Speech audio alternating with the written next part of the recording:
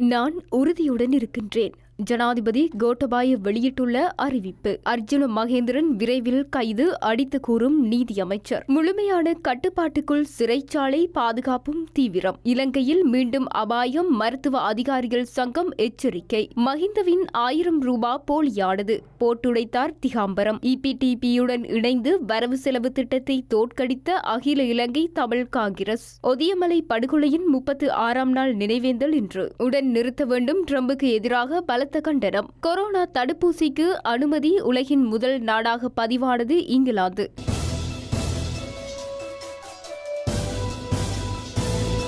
அரசியலமைப்பின் 20வது திருத்தத்துடன் இந்த நீண்டகால தேவையை அரசாங்கத்தினால் பூர்த்தி செய்ய முடிந்தமை பெருமை அளிப்பதாகவும், சட்டத்தின் தாமதங்களை நீடித்த பிரச்சினைகளுக்கான முக்கிய காரணங்களில் ஒன்று என ஜனாதிபதி கோட்டபாய ராஜபக்ஷ தெரிவித்துள்ளார்.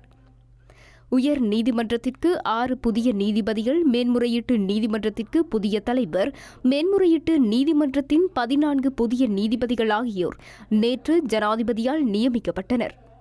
இதன்போது உரையாற்றும்போது ஜனாதிபதி இவ்வாறு தெரிவித்தார். நீதித்துறையின் சுதந்திரத்தை பாதுகாத்து அதன் செயற்பாடுகளை அரசியல் மற்றும் வேறு தலையீடுகளிலிருந்து நீக்குவதற்கு உறுதியுடன் இருக்கின்றேன். அரசியலமைப்பின் 20வது திருத்தத்துடன் இந்த நீண்டகால தேவையை அரசாங்கத்தினால் பூர்த்தி செய்ய முடிந்தமை பெருமை அளிக்கிறது. அதே நேரம் சட்டத்தின் தாமதங்களே நீடித்த பிரச்சினைகளுக்கான முக்கிய காரணங்களில் ஒன்றாகும். 20வது திருத்தம் நீதி நிர்வாகத்தின் செயல்திறனை அதிகரிக்க, உச்ச நீதிமன்ற பதவிகளின் எண்ணிக்கையை அதிகரிக்க ஒரு வாய்ப்பை வழங்கியுள்ளது. நீதியை வினைத்திறனாக நிர்வகிப்பது சட்ட ஆட்சியை உறுதிப்படுத்துவது மட்டுமன்றி நாட்டின் பொருளாதார முன்னேற்றத்திற்கும் இன்றியமையாதது. நீதியை வழங்குவதற்கான செயல்முறைகள் நம்பகமான, வினைத்திறனான மற்றும் பயனுள்ள முறையில் பிரச்சினைகளை தீர்த்து தேசத்தின் முன்னேற்றத்திற்கு வளம் சேர்க்கும். வலுவான, வினைத்திறனான மற்றும் சுயாதீனமான நீதி அமைப்பின் முக்கியத்துவத்தை அரசாங்கம் நன்கு அறிந்திருக்கிறது. அதன் திறனை அதிகரிக்க வேண்டியதன் அவசியம் பற்றியும் அரசாங்கம் ஆழமான புரிதலை கொண்டுள்ளதென ஜனாதிபதி தெரிவித்தார். இலங்கை மத்திய வங்கியின் முன்னாள் ஆளுநர் அர்ஜுன மகேந்திரன் தலைமறைவாகியுள்ள நிலையில் அவரை கைது செய்யப்படுவது தொடர்பான விசாரணை குறித்து விசேட அறிக்கை ஒன்றை கோரியுள்ளதாக நீதியமைச்சர் அலி சப்ரி தெரிவித்துள்ளார். நாடாளுமன்றத்தில் இன்றைய தினம் வாய்மொழி மூல விடைக்கான கேள்வி நேரத்தின் போது ஐக்கிய மக்கள் சக்தியின் நாடாளுமன்ற உறுப்பினரும் எதிர்க்கட்சியின் பிரதம கொறடாவுமான லக்ஷ்மன் கிரியல்ல தற்போது தலைமறைவாகியுள்ள இலங்கை மத்திய வங்கியின் முன்னாள் ஆளுநர் அர்ஜுன மகேந்திரன் பற்றி கேள்வி எழுப்பினார். குறிப்பாக அவரை எப்போது கைது செய்து நாட்டிற்கு அழைத்து வருவீர்கள் என்று அரசு தரப்பிடம் அவர் கேள்வியை முன்வைத்தார். இந்த கேள்விக்கு பதிலளித்த நீதியமைச்சர் அலி சப்ரி இதுகுறித்த விசாரணைகளில் சற்று முன்னேற்றம் ஏற்பட்டிருப்பதாக கூறினார். தொடர்ந்தும் பதிலளித்த அவர், அர்ஜுன மகேந்திரனை கைது செய்து நாட்டிற்கு அழைத்து வருவது குறித்த விசாரணைகளில் அறிக்கை ஒன்றை சட்டமா அதிபரிடம் கோரியுள்ளேன். அந்த அறிக்கை இன்று அல்லது நாளை எனக்கு கிடைக்கும் என்று நம்புகின்றேன். அவ்வாறு கிடைத்தவுடன் அதனை சபாநாயகரின் அனுமதியுடன் நாடாளுமன்றத்திற்கு தெளிவுபடுத்துவேன். இந்த விசாரணைகளில் ஒரு முன்னேற்றம் இருப்பதாக அறிய வருகிறது. இந்த நிலையில்தான் நான் அறிக்கையையும் கோரியிருக்கின்றேன். எந்த வகையிலும் பிரபல அரசியல் உறுப்பினர்கள் மீதான வழக்குகளை தீவிரமாக விசாரணை செய்து தீர்ப்புகளை அறிவிக்கும்படி அரசு தரப்பு அழுத்தம் கொடுப்பதாக எதிரணி முன்வைக்கின்ற குற்றச்சாட்டுகளை நிராகரிக்கின்றோம். நாங்கள் எந்த வகையிலும் நீதிமன்ற கட்டமைப்பில் அழுத்தம் கொடுப்பதில்லை. கடந்த சில மாதங்களாக விசாரணைகள் நிலுவையில் இருந்த அனைத்து வழக்குகளையும் விசாரணை செய்ய பணித்திருந்த நிலையில் அனைத்து வழக்குகளும் விசாரணைக்கு வருகின்றன. இது சாதாரண விடயம் என்றார்.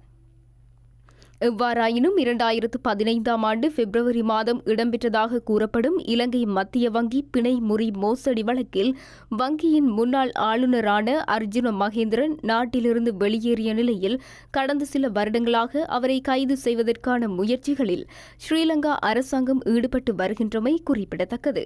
மகர சிறைச்சாலை முழுமையான கட்டுப்பாட்டுக்குள் உள்ளதாக பாதுகாப்பு செயலாளர் மேஜர் ஜெனரல் கமல் குணரத்ன தெரிவித்துள்ளார். தேசிய பாதுகாப்பு தொடர்பான அமைச்சக ஆலோசனை குழு கூடிய போதே பாதுகாப்பு செயலாளர் இதனை தெரிவித்துள்ளார்.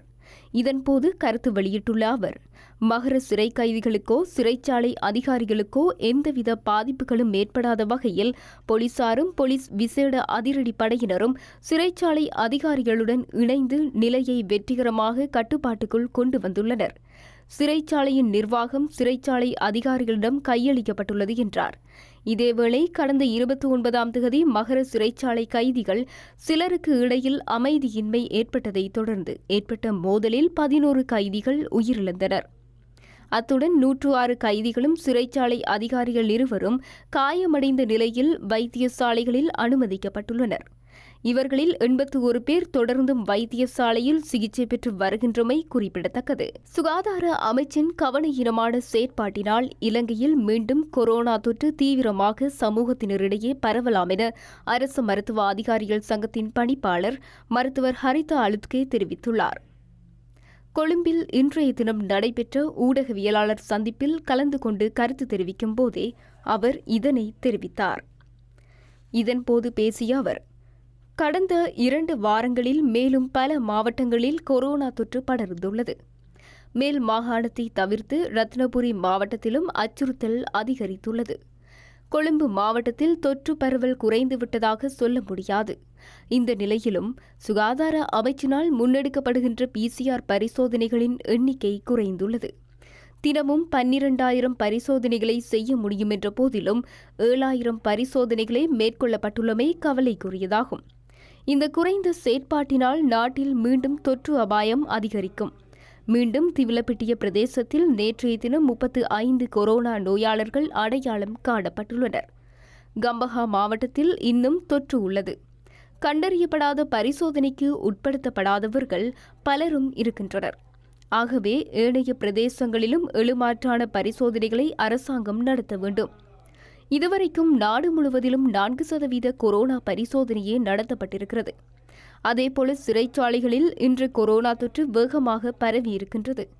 கைதிகளிடையே கொரோனா பரிசோதனைகளை அதிகரிக்கவும் அரசாங்கத்திடம் வலியுறுத்துகின்றோம் என்றார். தோட்டத் தொழிலாளர்களுக்கு 1000 ரூபாய் நாளாந்த சம்பளத்தை வழங்குவதாக பிரதமர் மஹிந்த ராஜபக்ச தெரிவித்த வாக்குறுதி முற்றிலும் போலியானதென ஐக்கிய மக்கள் சக்தியின் நாடாளுமன்ற உறுப்பினர் பழனி திகாம்பரம் குற்றம் சாட்டியுள்ளார்.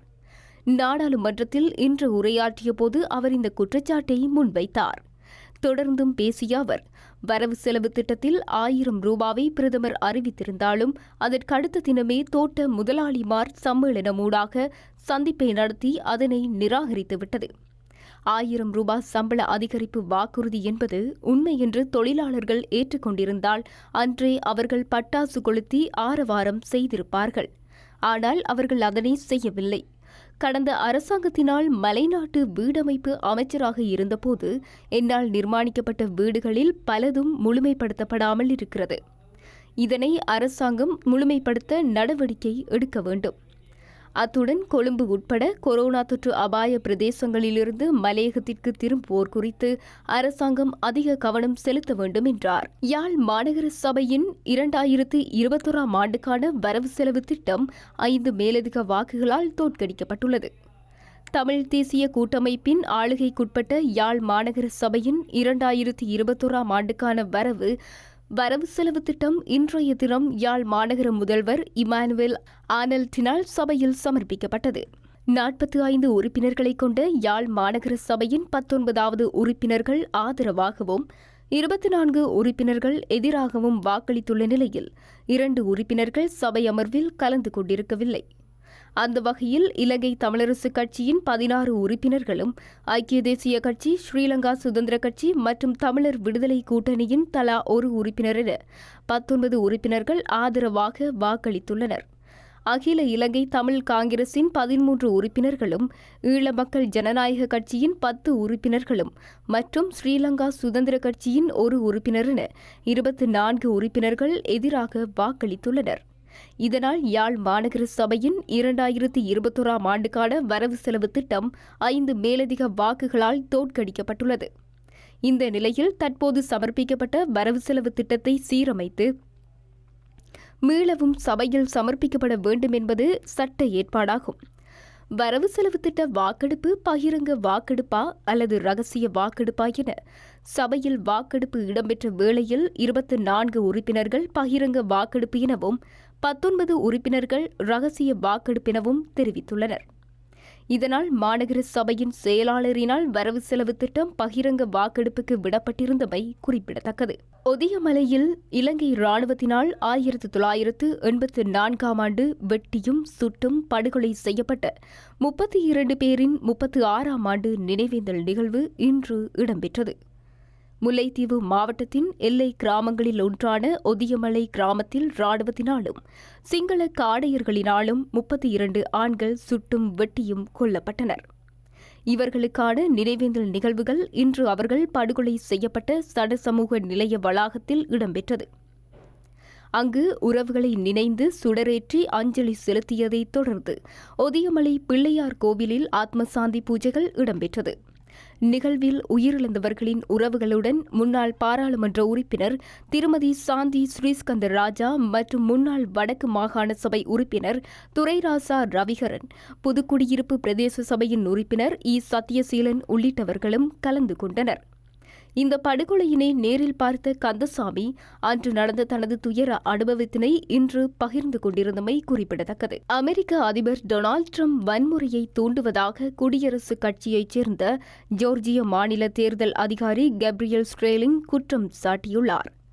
மிகவும் காரசாரமான அறிக்கையை வெளியிட்டுள்ள அவர் அனைத்து விடயங்களும் வெகு தூரம் சென்றுவிட்டதாகவும் மோசடி குற்றச்சாட்டை டொனால்டு டிரம்ப் நிறுத்த வேண்டும் எனவும் வலியுறுத்தியுள்ளார். அமெரிக்க அதிபர் தேர்தலில் மோசடி இடம்பெற்றதாக ஆதாரமற்ற தேர்தல் மோசடி குற்றச்சாட்டுகளை ட்ரம்ப் முன்வைத்து வருவதாகவும் அதனால் ஏற்படும் வன்முறைகளுக்கு அவரை பொறுப்பு கூற வேண்டும் எனவும் அவர் தெரிவித்துள்ளார். ட்ரம்பின் பிரச்சார தரப்பினர் முன்வைத்த கோரிக்கைக்கு அமைய ஜோர்ஜியா மாநிலத்தின் 2வது தடவையாகவும் தேர்தலில் அளிக்கப்பட்ட வாக்குகள் மீள எண்ணப்பட்டு வருகின்றன. ஜோர்ஜியாவில் ட்ரம்பை விட சிறிய அளவான வாக்கு வித்தியாசத்தில் ஜனநாயக கட்சியின் அதிபர் வேட்பாளர் ஜோ பைடன் வெற்றி பெற்றிருந்தார். சட்ட ரீதியாக வாக்குகள் அனைத்தும் எண்ணப்படுவதையும் சட்ட ரீதியற்ற வாக்குகள் நிராகரிக்கப்படுவதையும் மீள உறுதிப்படுத்தப்படும் வகையில் வாக்குகளை மீள எண்ணுவதற்கு கோரிக்கை விடுக்கப்பட்டதாக ட்ரம்பின் பிரச்சாரத்திற்கான பேச்சாளர் கூறியுள்ளார். இந்த நிலையில் ட்ரம்ப் தரப்பினர் மேற்கொண்டுள்ள செயற்பாடுகள் குறித்து ஜோர்ஜிய மாநில குடியரசுக் கட்சி தேர்தல் அதிகாரியான கேப்ரியல் ஸ்ட்ரேலிங் கடும் கண்டனத்தை வெளியிட்டுள்ளார். இதுகுறித்து கருத்து வெளியிட்டுள்ள அவர், எந்தவொரு அச்சுறுத்தலும் அல்லது வன்முறையை தூண்டும் செயற்பாடுகளும் இடம்பெறக்கூடாது. தேர்தலில் முறைகேடுகள் இடம்பெற்றதாக டொனால்டு டிரம்ப் முன்வைக்கும் குற்றச்சாட்டுகளுக்கு இதுவரை எந்தவொரு ஆதாரங்களையும் நீதி திணைக்களத்தால் கண்டறிய முடியவில்லை என்றார். இதேவேளை அடிப்படையற்ற வலதுசாரி சதி கோட்பாடுகளை நம்புகிறவர்களால் அச்சுறுத்தல் விடுக்கப்படுவதாகவும் தமது வீட்டிற்கு வெளியிலும் போலீசார் பாதுகாப்பு கடமையில் ஈடுபடுத்தப்பட்டுள்ளதாகவும் அவர் கூறியுள்ளார். அத்துடன் ஜோர்ஜிய மாநில செயலாளரின் மனைவிக்கும் தொலைபேசி ஊடாக பாலியல் ரீதியான அச்சுறுத்தல் விடுக்கப்பட்டுள்ளதாகவும் கேப்ரியல் ஸ்ட்ரேலிங் குறிப்பிட்டுள்ளார். இவ்வாறான செயற்பாடுகளுக்கு அதிபர் மற்றும் செனட் சபை உறுப்பினர்கள் என அனைவரும் கண்டனம் தெரிவிக்கவில்லை எனவும் அவர் சாடியுள்ளார். கொரோனா தொற்றுக்கு எதிரான பைசர் தடுப்பூசியை அடுத்த வாரம் பிரித்தானியாவில் பயன்படுத்த அங்கீகாரம் வழங்கப்பட்டுள்ளது. அமெரிக்காவின் பைசர் நிறுவனம் ஜெர்மனியின் பயோடெக் நிறுவனத்துடன் இணைந்து தயாரிக்கும் கொரோனா தடுப்பூசி 95% பலனை தருவதாக அண்மையில் அறிவிக்கப்பட்டது. அந்த வகையில் தற்போது கொரோனா வைரஸ் தடுப்பூசியை பரவலாக பயன்பாட்டிற்கு ஒப்புதல் அளித்த உலகின் முதல் நாடாக பிரித்தானியா திகழ்கிறது. அதிக முன்னுரிமை வழங்கப்படும் குழுக்களைச் சேர்ந்த மக்களுக்கு அடுத்த வாரம் முதல் இந்த கொரோனா வைரஸ் தடுப்பூசி வழங்கப்படுவது ஆரம்பிக்கப்படும் என அறிவிக்கப்பட்டுள்ளது. 2 கட்டங்களாக வழங்கப்பட வேண்டிய இந்த தடுப்பூசியின் 4 கோடி மருந்துகளுக்கு பிரித்தானியா ஏற்கனவே முன்பதிவு செய்துள்ளது. இது 2 கோடி பேருக்கு கொரோனா தொற்றுக்கான நோய் எதிர்ப்பாற்றலை உண்டாக்க போதுமானது என எதிர்பார்க்கப்படுகிறது. வழக்கமாக தடுப்பூசி ஒன்று உற்பத்தி செய்ய உத்தேசிக்கப்பட்டு ஆராய்ச்சி நிலையிலிருந்து பயன்பாடு வரை வருவதற்கு 10 ஆண்டுகள் வரை ஆகும். ஆனால் பைசர் மற்றும் பயோடெக் நிறுவனம் தயாரித்துள்ள இந்த கொரோனா வைரஸ் தடுப்பூசி வெறும் 10 மாதங்களில் பயன்பாட்டுக்கு வந்துள்ளது. இதுவரை உலகில் தயாரிக்கப்பட்ட தடுப்பூசிகளில் மிகவும் குறைவான காலத்தில் பயன்பாட்டுக்கு வந்தது இந்த தடுப்பூசி என கூறப்பட்டுள்ளது.